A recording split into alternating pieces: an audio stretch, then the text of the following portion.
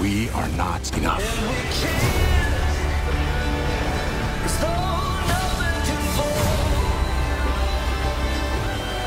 The world needs Superman.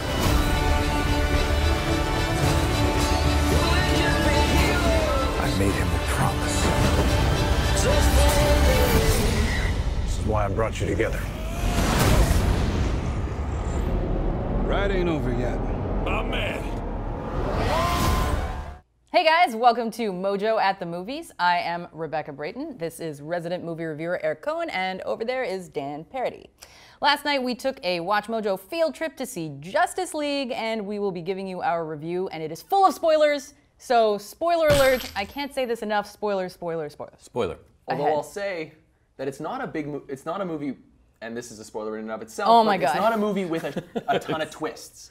It's not just like there's a major twist in the movie that you're like, oh my God. Well, there is, but you already know about it. Anyway, Yeah. so micro reviews. I liked it. Fine. I thought it was very entertaining, but not the best example of filmmaking. Fair enough. And that may be explained by the fact that there were basically two directors involved in this. Yes, I think that's my biggest takeaway is that you can see the sort of the movie made by Snyder, the Band-Aid applied by Joss Whedon, and then brutal editing to cut out and make the movie tight or just shorter. Yeah, tight is a generous term. Yeah, it's not exactly the tightest movie. It wasn't 3 hours, but But at about 20 minutes from the end, I was like, how is this movie not 3 hours long? Because I could not figure out how they get it done in But 20 what's minutes. important is that, like, in the end, what the Snyder, the Whedon, the cutting, and all that together makes a movie that's a pretty good popcorn movie in the end, if flawed in a lot of ways. Right. Like, if you want to go into the movie and you want to enjoy, if you're already a fan or you just kind of want to have some fun, I think there's plenty of fun to be had with the movie. Oh, absolutely. I mean, most superhero movies these days have at least some modicum of fun, and this had it.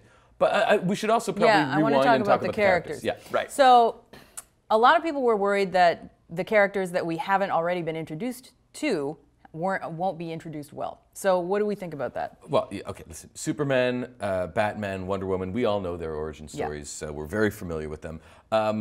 Then there's Aquaman, Cyborg, and The Flash. Yes, and I should say that I had to ask after the movie who Cyborg was, what superhero that was, because I didn't even know. Well, he's not one of the bigger names, but I think, in many ways it almost seems as if, to me, they just kind of,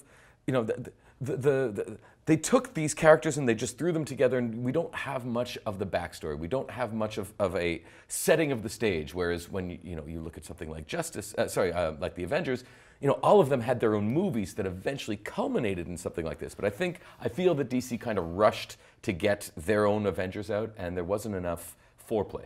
Okay. To get us in the mood. I think that's sort of like, that's something people going into the movie will understand and know. They know that they this is a bit rushed. Yes, a lot of these characters might not have their backstories, but do you want to run through them one by one and talk about okay, because I actually thought that part of the movie took too long. Really? Yeah, well, Yeah. They give Wonder Woman a huge introductory scene. And Because clearly Wonder Woman kicked ass. The movie was great, or it was super commercially popular too, and critically. So they gave her a huge section, and I didn't think that was necessary. She's so well established, you didn't necessarily need that. They do a lot. They do some, spoiler alert, they do some stuff with the Amazons. The Amazons are great again. Breakout star of the movie? The Flash. absolutely, the Flash Oh my was the best God. character. Okay, we in all this. agree on this. And that was definitely the Joss Whedon touch. Oh, yeah. I've been saying that he's like Joss Whedon's avatar, just running around through the movie being like quippy, quippy, quippy. But did you not feel he was a little bit like what they did with Quicksilver in the X-Men universe? I mean, it was kind of almost the same. It was almost the same shtick. Hard not to draw the parallels because of the power set. But no, I also wouldn't say just the that. kind I of wouldn't say slow that. motion, the way Exactly. that he's... But isn't that kind of what new Spider-Man is? Like, there's always going to be like some young quippy kid, isn't there? Yeah, but Spider-Man's always been quippy. Well. But no, he was great. I could have used like a 10% joke reduction, but I thought he was probably the character, considering he was not introduced in any previous movie, he was believable and likable right off the bat. And the actor did a great job. Ezra Miller, Ezra Miller was great. he's fantastic. Yeah, he's a fanboy in real life of everything, and that's exactly what he was. You feel that in the movie. Yes, you totally absolutely. do. He's method acting. Aquaman. Oh boy. Okay, so we all maybe feel we should- differently about Aquaman. Right. Okay. Tell us about your thoughts on Aquaman. Well, I'm a girl. I enjoyed the Aquaman sequences, but I do agree that, you know, he's just like, this guy's a bro, let's throw him in the movie and have him swim and take off his shirt. Okay. But there was no, he wasn't connected to the rest of it. It's almost like he was existing in his own universe. They need to Well, they it's need a to have him joke. sit on the lasso of truth a bit more. It's a joke a little bit. What? I said spoiler alert. Spoiler. That's one of the best scenes in the movie. I know. But we won't ruin it too much. But basically, I thought Jason Momoa, the things that he brought make it passable. Because like they made him a good. bro, Yeah. and Jason Momoa can act like a bro very well. And he's got great screen presence. So he's just this big friggin' dude who growls his lines. Is that too emphatic? Oh yeah. My spectrum widened while watching that movie for sure. No, he's great, but like it's a joke on the internet, like dating back to like that robot chicken thing. That Aquaman is a tough character to use within the Justice League. His power set is kind of hard to use when you have someone like Superman who can just fly and do everything. And I think those But isn't that problems the same with unfortunately Batman, though? translated into That's a good point. the movie. Like they didn't quite know what to do with Aquaman.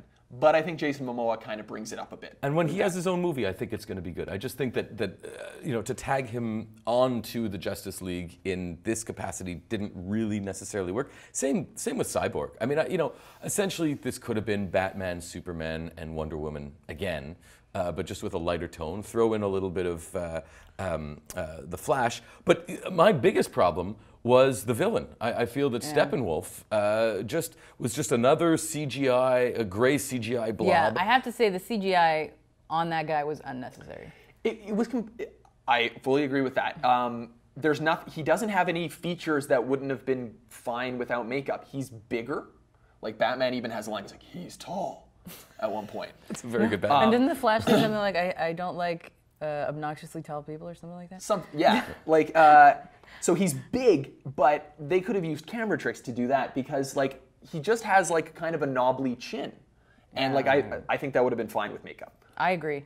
Because the movie is shot really close, so if you're in a theater, you're looking at you have plenty of time to study the effects, and that I think translates over to Cyborg. When Cyborg's on screen, I felt myself just analyzing his costume the whole time. Like I was just looking. It like felt cheap. you can't not look at it. Also, I talk about how like the drastic cutting, like the editing, where they like it feels like a 3-hour movie that they super cut down to 2. Yeah, that's true. And I really feel like Cyborg has a lot of interesting arc points that start and don't necessarily resolve. There was a lot of stuff that I was feel like never it was, yeah, explained. for not even just Cyborg. Well, okay, yeah, the movie moves It suffers from that. fast, and like I said, you Like can the feel this Flash. process, this cutting down process, like with the cut. You're watching it, and if you know the history of the movie, you can see it happening on screen.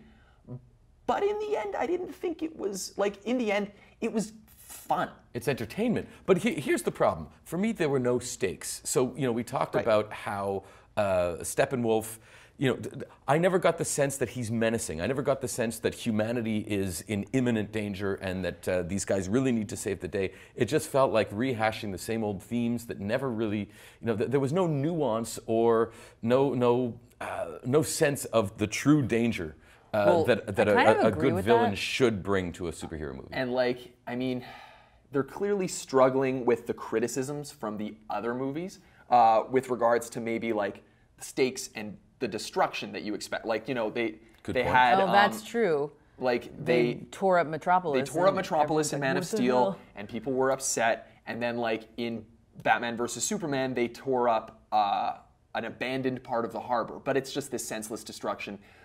But, like, you know, if you want to have, like, an end-of-the-world kind of villain, you have to have a bit of that.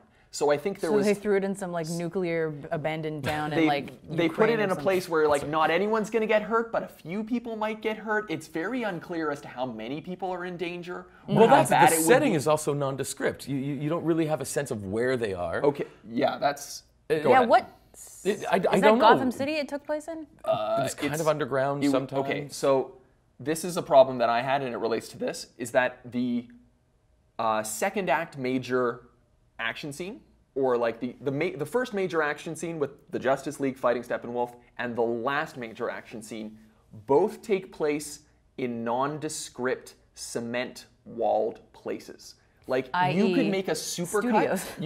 You could cut those scenes together, and because they're fighting the same minions and because they're the same heroes, you wouldn't be able to really tell the difference if they never went outside, which they hardly ever do. So that's the setting is nondescript, and just to touch on what you were saying before, I think the problem is that they're in reaction mode. So if people were upset that they're destroying cities, well, they make a movie where they're not destroying cities. If people really like Wonder Woman, well, let's put in more Wonder Woman. And so the movie wasn't driven by how they wanted to deal with people's reactions to prior movies, as opposed to driving something forward. They're taking a step in the right direction, but to use the footing metaphors a bit, they're still kind of on their heels about the criticism.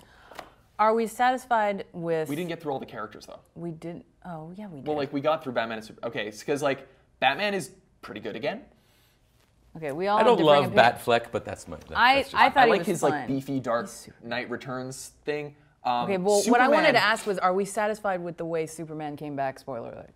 Okay. Manny is our director. Manny loved the whole movie was The scene literally where about Superman comes coming back, not how they're bringing him back, but once he's like, oh, there he is.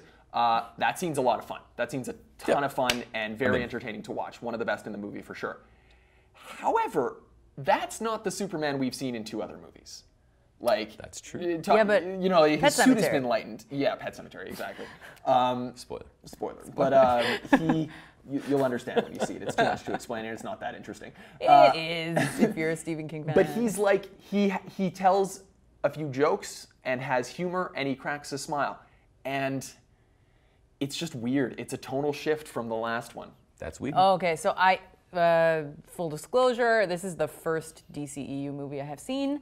Oh my I know, right? Anyway, but like he was a bit kind of the Superman I know, because like I know Well, Christopher Reeve. He arrives and he has some like Silver Age lines. He's like, I'm a big fan of justice. Bam! And he hits somebody, and you're like, can't see that happening in Man of Steel. And then like, But I prefer that. It's better. It definitely works more in this movie. I thought, okay, so this is what I wanted to talk about a little bit. I thought Wonder Woman was a little mishandled. I mentioned that she didn't necessarily need her opening scene. And there was some times when she's delivering exposition that I thought were kind of clunky, and she delivers her internal conflict. By the way, this is a hard sequel to Batman vs Superman, and a soft sequel to Wonder Woman. In so much that like Yeah, they're taking the Wonder Woman recipe and they're expanding on it. yeah, but that movie's got like a much more unified tone. Oh, and, for like, sure. Yeah. Whereas like I'm just saying that like her motivations are tied to what happened in the Wonder Woman movie. And like when she's explaining that every so often, it's not delivered the best. And I just think it's a testament to how well Wonder Woman was directed and how well handled Gal Gadot was for her strengths and weaknesses, because it's a little more apparent here. But I think that's what happens when you're kind of throwing a bunch of different characters together, and especially when you have two different directors with two different visions who ultimately are mashed up in post-production. And speaking of post-production, I know that you guys were noticing the mustache.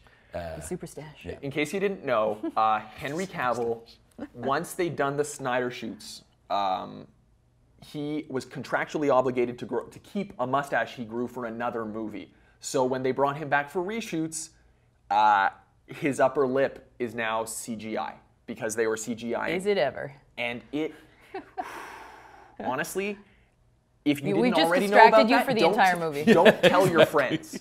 If your friends don't know about it, don't tell them before they go. So that's actually the biggest spoiler alert that we've given.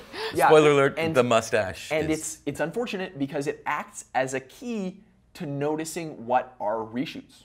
Because you Yeah. you're like, this must not have been in the original plan because he's talking like this and it's a bit weird. So here's the question, because I think we need to wrap it up soon. Yes. Should people go see it? Yes. I think it did what it needed to do, which is lighten up the DCEU and, not suck. I don't think it is when I last looked, it was 36 on Rotten Tomatoes. I don't think it's 36 on Rotten Tomatoes bad. I agree with that. I don't think it's a 36 on Rotten Tomatoes kind of bad. What I would say is the only people I would not recommend it to is people who are ambivalent. If you don't care about superhero movies and you don't care about those other movies that came in, there's no reason to go see it. It's not like the superhero movie that's going to win you over. If you want to go see it to poop all over it and point out the flaws, there's tons to work with. But if you are in the mood to enjoy it, if you come in wanting to enjoy it, I think you're going to be very happy at the same time. Yeah, there's enough to chew on there to make you happy. And I think ultimately, in the DCU, it's the second best. So if Wonder Woman was probably the pinnacle, and I don't know if you say Suicide Squad or Batman versus Superman was the worst, this is the upper echelons, but it's still not the greatest. The superhero growing I've seen. pains are still evident, and like the tonal shift is not perfect, but it's definitely, I found it the most fun. Like I found myself having fun while watching it, which is not something I found happening a lot with some of the other movies. Oh, well, the other ones were not about fun. This at least, yeah, you're right. It's got some fun. Have fun. Go see Well, it. make sure to stay to the end. Big surprise. Oh, yeah. There are two post-credit scenes, both Yeah. very fan servicey in different ways. Yes. One is like an impatient post-credit scene, and one is a patient post-credit scene. Yes, Yeah. but the patient one is important. Yes, they're both. You should stick around if that's your jam. You go and jam. And let us know what you think in the comments. Yes. Yeah. See you next time. Bye-bye. One thing I can tell you is you got to be free. My turn. Come together. Right now. Come together. Right now.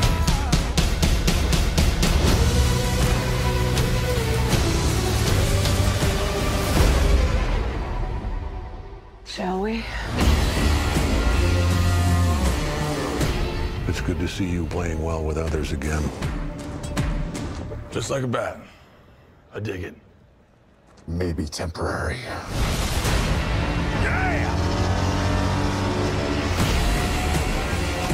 Check out these other great clips from Watch Mojo and subscribe for new videos every day.